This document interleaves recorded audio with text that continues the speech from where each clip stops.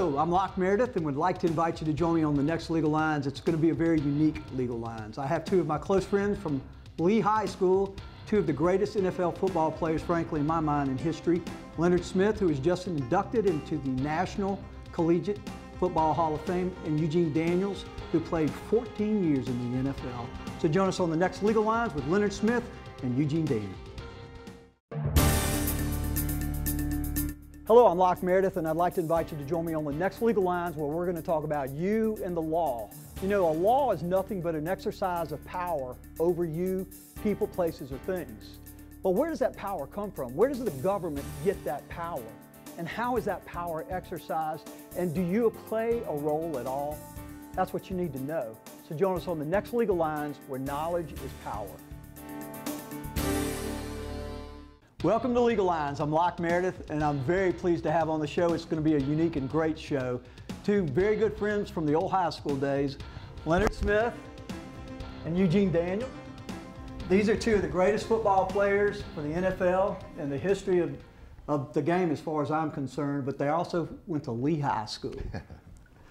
Guys, it really is, we were talking before the show, it's remarkable that both of you guys went to Lee High. We had a great, team and all that stuff, but for y'all to have achieved the heights in your profession is remarkable. And to hear y'all talking about playing each other, for Eugene, 14 years, and Leonard 9 years is remarkable.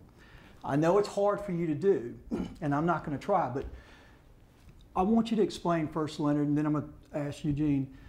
You know, you have one of the most unique careers. You were selected on the All-Pro. You were leader of teams. You went to the Super Bowl twice.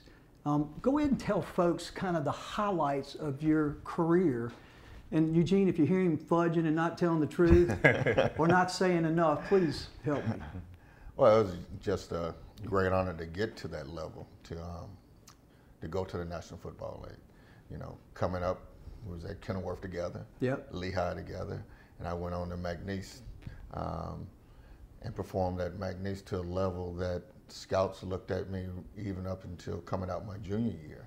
I didn't come out my junior year, I stayed for my senior year, and I was still drafted in the first round. Only one of two in the history of the conference. Of the Southland Conference. And what, number 17 in the first round? 17th overall. 17th Remarkable. overall. Actually, that year, 83 is one of the best drafts ever in the NFL. I was looking at some of those quarterbacks drafted, right? That first round was one of the remarkable drafts. You had Elway, you had Kelly, you had Eric Dickerson. I mean, you can just go, the list goes on and on. It's amazing. Of the guys that actually played Marino. And right now, that is still one of the best drafts ever in NFL history. And you competed in it. I competed with him, played against a bunch of those guys, but coming out of McNeese, wasn't here at LSU where Eugene went on to McNeese and actually made history there. Being drafted in the first round, I was actually the first player out of any Louisiana school selected. I didn't know that. So no player from anywhere, from Tulane, LSU, Northwestern, you name it. Kind of shoved it to him a little So bit. it's like, it's like, okay, this is kind of what happens. And then from that, hard work was something I never shied from. And that's right. The first thing they say, you made it in the first round. You can kind of coast. You here. I never understood what you mean. I'm here. Work hard at it, and you play hard, and good things should come to you. And well, and I never looked at it any other way, other than I was just drafted in the first round. But I was finally at a point where I was happy. Well, and talk about the two clubs that you played for. When you went to the Bills, it just exploded in success. Well, I was actually with the Cardinals, like I said, and being the first player picked for them in the first round. But I always kind of laugh at it and said I think I was with the farm team during that time because we lost big time. No fun being there. No, we had some great secondaries there. I played with Lionel Washington, actually from New Orleans, and a bunch of other guys. Cedric Mack, Lionel was, like I said, from Luxury, actually here in New Orleans area. But the biggest thing is play with some great players with the Cardinals. We played well. We just didn't win, and that's one of the tough things. Eugene was in New England like a year later, and he was going to the playoffs. And, that wasn't right. Huh? And I'm like, what's going on here? And we playing hard, we right at the door, but we just never made it to playoffs. One year we played so well that if we'd have beat Washington, we're in the playoffs. If you lose to Washington, you're out of the playoffs. So it wasn't no in or out. You're the division winner or you're a loser. And I was like, okay, now I'm planning my summer, winter workout, getting ready for the following year. And that seems to take place all the time, yeah. But well, when you moved to Buffalo, though, I was reading articles and we were talking about it, that you brought such an extraordinary work ethic and such drive and such passion that you changed the team. Well, I was a part of a nucleus that they had there already. I mean, they had Bruce Smith, they had Cornelius Bennett, Darryl Talley. I mean, they had a front that you would just love to play with. Like I say, playing with the Cardinals, how fast as you are, guess what? You better run with your receiver all day long because the down never seems to end. But got with the Bills, secondary just needed a little help, and I was one of those clogs that actually needed to be put in. But they had a pass rush. Bruce Smith is in the College Football Hall of Fame, NFL Hall of Fame, unique guy, runs on a different motor. My biggest thing, it was just fitting in with those guys, Cornelius Bennett, Darryl Talley. Obviously you did though, Leonard. I did, and I brought something. I was all pro coming there. I had abilities. Guys looked up to me once they seen my game. I didn't have to say a whole lot. My game was showing it on the field. Right. It was like, okay, run through that wall. Just that one? Or you have another one? So I was going to run through that one.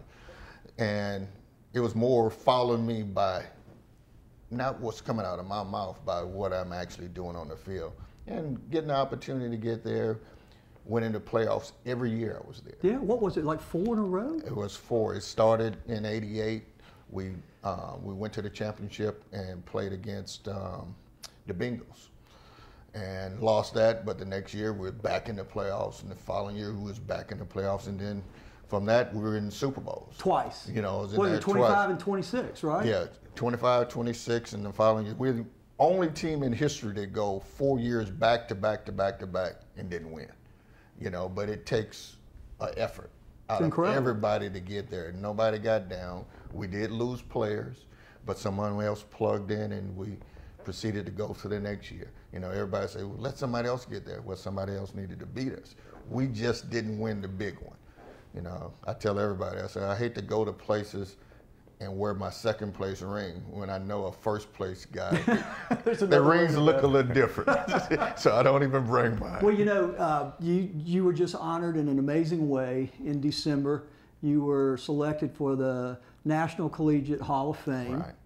And they brought you up to New York, yes. And you got to hang out in the Waldorf Astoria. Yes. Tell us a little bit about that.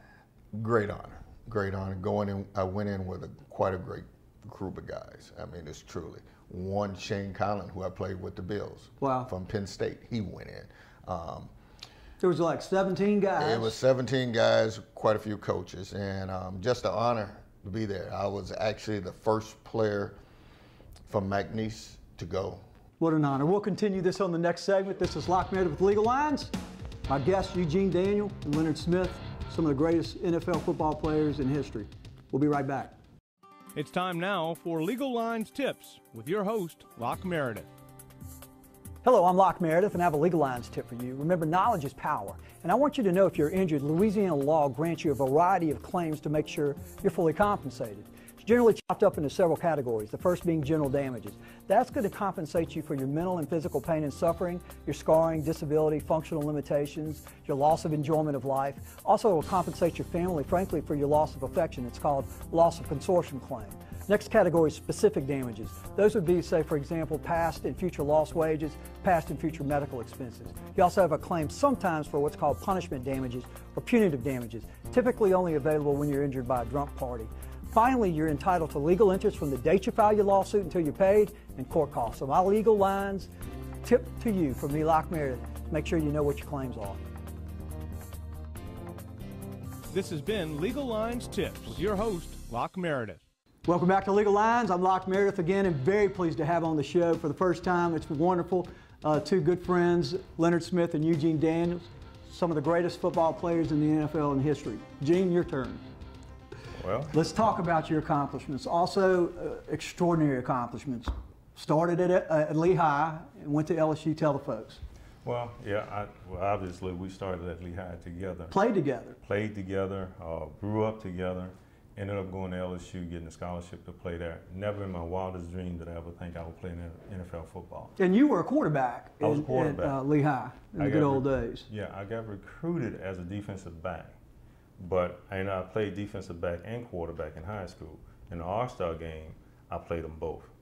I didn't know that. I got MVP at quarterback in the All-Star game. So obviously when I first got to LSU, they put me at quarterback. But that was also the year that Bo Ryan was hired on at LSU, and they ran sort of a wishbone option thing, and I was a perfect guy for that kind of offense. And I ended up signing, and he, of course, in the plane crash, he died, and then Jerry Silverall got to be the coach, and it changed up the offense.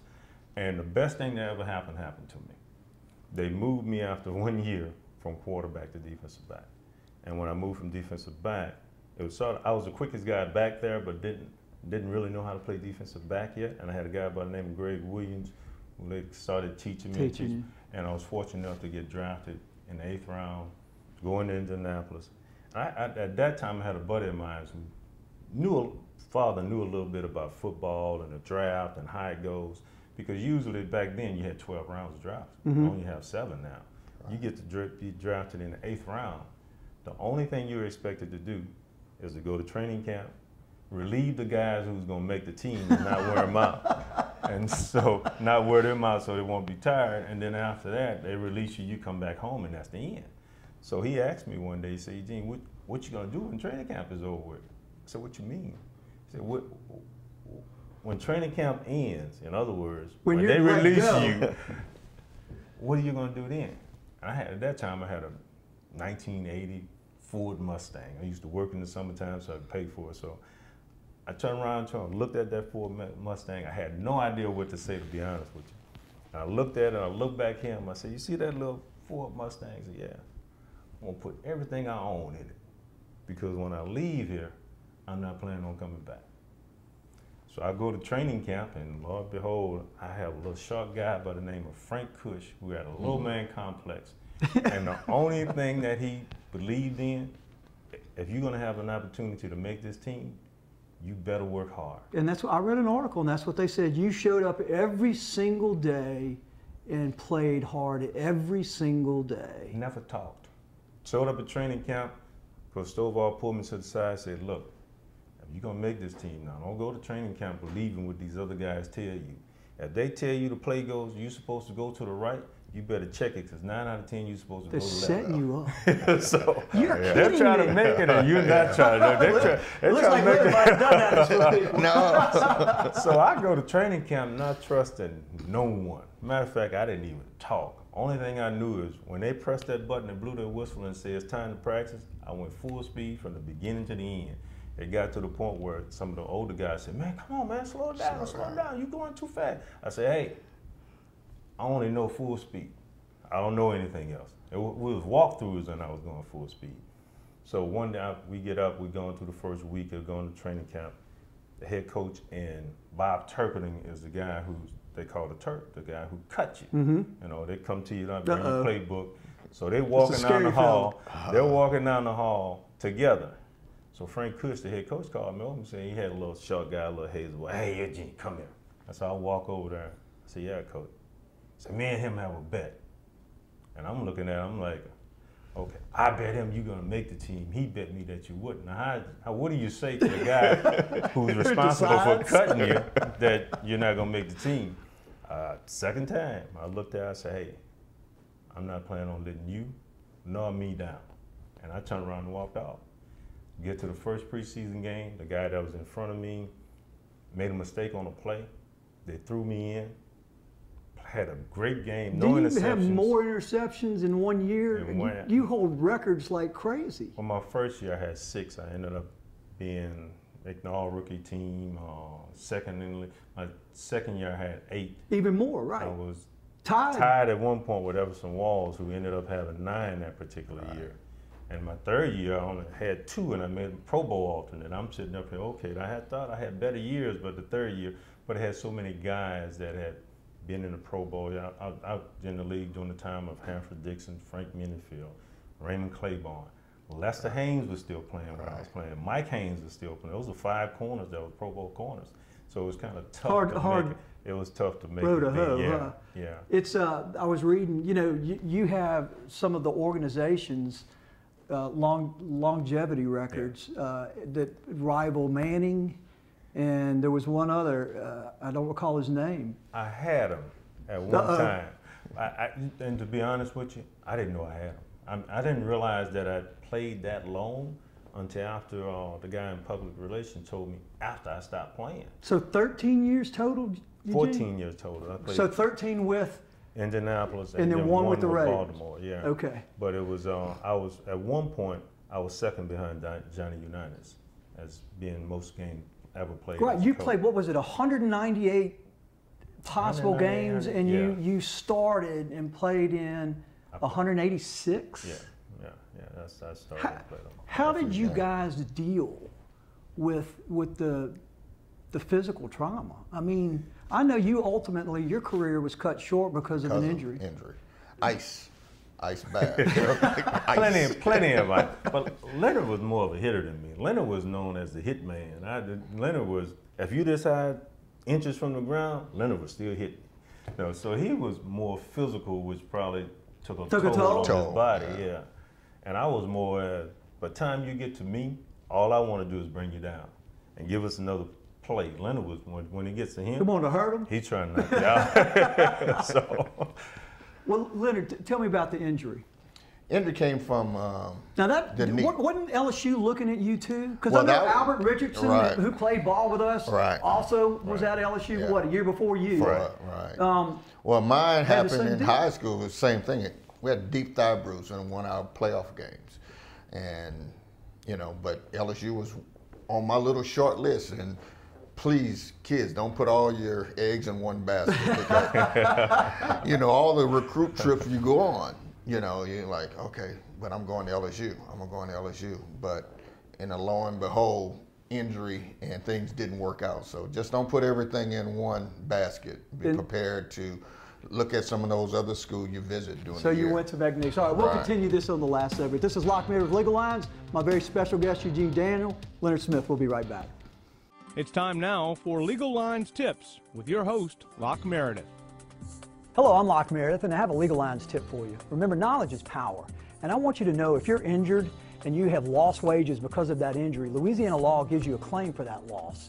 Typically, it's going to require medical evidence from a medical doctor stating because of your injuries, you can't work. It's a pretty simple claim. If you had a job before the injury, doc says you can't work from the date of the accident, and 3 months later he says you can work, you can figure out what you've lost in wages. Circumstances occur, however, when the injury results in permanent physical and functional limitations. Now you can't do the job, according to the doctor, that you could do before the accident. So the question becomes, is there any work you can do, and what is the difference in wages? But the court doesn't just look at what you earned in the past, it also looks at your earning capacity. That is your ability to earn wages in the future, promotions, additional education. So my Legal Lines tip from me, Locke Meredith, to you is make sure you know your rights when you're presenting that lost wage claim. This has been Legal Lines Tips. Welcome back to Legal Lines. I'm Locke Meredith. Again, very pleased to have on the show Leonard Smith, Eugene Daniels, some of the greatest football players in the history of the NFL. We were talking about your injury, and it shut you down, what, after 9 years? After 9 years, yeah. I wound up getting a knee infection from a cortisone injection. Wow. So, and, you know, all you want to do is play, you know, and they did the treatment, had the surgeries, and, you know, when you're running in the secondary, it's not about, you know, can you get there? It's about you must get there. You better be there. So your speed becomes average. And when you become average in the secondary, then you're not what you're supposed to be, you know. So things just didn't work out at that point. But, you know, looking back at over the whole thing, I was blessed. You know, blessed to get there, blessed to be in the Super Bowls. Leonard, I love what you said when you were giving your acceptance speech at the Hall of Fame, and that is, it doesn't matter where you came from, it matters where you're going. Where you're going. And you and I mean that 100%. Both of you guys, y'all have reached the pinnacle of your profession. It's a remarkable thing. Well, it's great when you can look across the field and see friends. And after the game, you can talk to your friends. Well, some games, right? Some games, yeah. No, we didn't talk before the game at all. Tell the story about how your coach was, the whole dadgum game was going to be focused on Leonard. Oh. And they had him pegged all wrong, and you knew it. Well, Leonard got drafted for St. Louis, and then we played in high school, so time for us to play St. Louis. And it's one of those games, we were struggling as a team, and they were struggling as a team, but when two struggling teams are playing against each other, you always think the other team's you're gonna win this game. So they had a game plan where the game plan was to go up against Leonard. They were gonna put our tight end on Leonard, and that was gonna be our way to work it down the field. So we're in the middle of the meeting on Wednesday morning. We come in as a team meeting, and the coach would get up and they give their spiel on the playbook or what they're gonna do and what they're thinking. Then we're supposed to break up, and the assistant coach is supposed to give it all to you. So in the middle of that meeting, the offensive coordinator gets up and says, yeah, we're going to take Pat Beach and we're going to do this and do that against this guy, Leonard Smith. We don't think he's that fast, and he's an okay guy. He likes to take chances, but he's physical, but we'll be able to get the things done that we need to get done. But when they said the word slow, I kind of like stopped. I raised my arm. I'm kind of like we're in a classroom. I raised my hand and said, Coach, we talking about the same guy that's from Baton Rouge, Louisiana, that played football at Lehigh. You just used the word slow. I said, Coach, I think he's not slow, Coach. So they said this is their game plan. So we split up. We go. So how did it work out? Well, we ended up getting to the game. We ended up getting to the game. So by this time, Leonard is playing. So when we're all not on defense, I'm standing up. Usually I'm sitting down. I'm standing up trying to watch him play. I tell you, every year. And Pat Beach, they ran their route. Pat Beach did his little move and cut to the right, and here go Leonard. They threw the ball, and Leonard catch the ball. I think it was about 55, 60 yards. Yeah. 60-yard touchdown. From that point on, I promise you, every time we played against Leonard, you scored against us. Got scored or got interception. Got interception, picked up a fumble. Y'all give the basic stats. You made how many touchdowns as a defensive back? I made 3 as a defensive back. And Eugene, how many? I have no clue. I want to say it was 2. Yeah. Is what I read. The biggest thing is getting in the zone as a DB, intercepting and taking it to right, the and interceptions. How many? Do you remember how many? I want to say it's 3 as interception. You running down, you thinking you're there, but you know it's hard. He has 1 that's right at 99 yards. That's right. The longest right returned in the coach. Yeah. So it's remarkable. You know, it's hard to get there. The biggest thing is getting the interception, first of all. You know, they say we got stone hands anyway as defensive guys, but, you know, but to take it to the house is a beautiful thing. You get to that level in college, even in college, you're playing against one great player or receiver on top every game or every other game, maybe one. When you play in this game and get to that level, you're playing against a great player every down. And it shows. Tough. Oh, yeah. It shows. Yeah. Let's shift gears a little bit. You know, y'all represent, you know, over 2 decades playing in the NFL, and there is a business side to pro football. Oh, true. Let's talk about that, because first you have to get drafted, then you have to negotiate a contract, terms, how much you're going to get paid, kind of incentives. Explain to the folks how that works. We only have about a couple of minutes to discuss this. You're drafted, depending on where you're drafted. Now, it's a lot different. Salaries are pretty much set. When we played, you had a chance to negotiate the best package for you at that time. You get your agent, you get there, and this, that, I want this in my package, I want that in my package. And then you negotiate on it. And most times you can get it. Incentives comes off with interception, sacks. And y'all were remarkable in sacks. And trying to get all those things in, because even though you may sign a 5-year deal worth multi-million dollars, you only guaranteed 1 that first year, along with your signing bonus. So it's not like the NBA where your whole package is guaranteed. It's not like baseball that your packages is as well as hockey. You're negotiating every year. Every year. Well, you got to prove that you're entitled to what you negotiated back then for the next year. You do have to, but in most cases, it's not a guaranteed contract. But if you're a first-round draft choice, and then I signed for $30 million. You pretty much guaranteed that you're going to be there for those amounts. They got some chunk of change in you. Well, because one of the things, if I'm a GM and I'm responsible for drafting you, and I have to report to the owner about drafting you, Right. you're going to figure out how to get this guy on the field, because if it's not, then you look bad as GM for drafting. Interesting. Yeah. Wow. So you pretty much going to figure out how to keep that guy there. Now he may not get a second contract, but that first contract, he's going to be there. And so if they decide they're not going to use you the next year, you're released. You're released. All right, and explain that. Well, if you're released, say you become a free, a team said we're mid-season and they cut you. If they cut you, then you go on a wire, what they call is on the wire. And then the teams that within your conference has first choice of picking you up off of that waiver wire.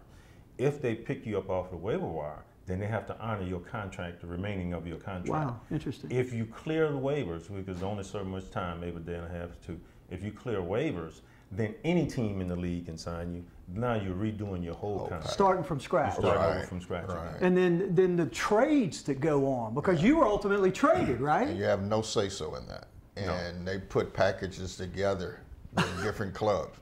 All you know is you're here today and you can be gone tomorrow.